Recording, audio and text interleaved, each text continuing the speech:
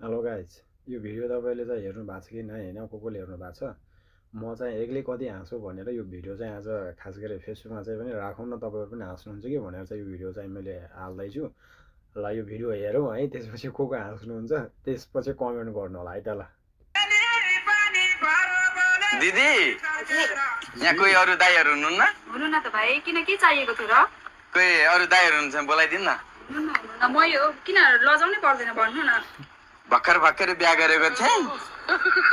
भर्खर बिहा गरेको थिएँ भनेर कतातिर परेको अनि म गाइज अनि त्यसो भएर मलाई लाग्थ्यो मजा लागेर। अनि हामीलाई बच्चा पनि चाहिएको थिएन, के लाउँछन् नि दिदी, त्यही चाहिएको थियो कि मैले लाउने दिदी। ल यो लाउने, तिमीले लाउने यही हो। अनि दाइले त यो एकैछिन हेर्नु होला, योभन्दा बाहिर बब्बाल छ क्या हजुर होइन। खुब लानुहुन्थ्यो, दाइले त टोपी भन्नुहुन्थ्यो। टोपी नि भाइ, यो टोपी लाउने अनि बच्चा बस्दैन। अनि कहाँ लाउने दिदी, तल लाउने कि माथि लाउने? तलतिरै मुनतिरै लाउने हो। कस्तो चाहिँ मान्छे कहाँ लाउने भनेर सोध्दै हुनुहुन्छ दाइ। लास्ट बबाल कमेडी टाइपको रमाइलो लाग्यो मलाई चाहिँ। कति रुपियाँ दिदी? 100 रुपियाँ भाइ।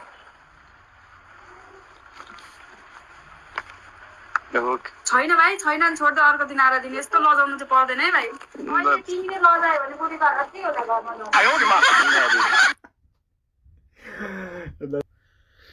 अनि सर्च गरेर हेर्नु होला गाइज, एकदमै बबाल रमाइलो एकदम रमाइलो टाइपको पनि मैले होइन, अरू प्रत्येक टिकटकमा चाहिँ छाडा त्यस्ता टाइपका भिडियोहरू मात्रै हेर्छ कि प्रायः मान्छेले।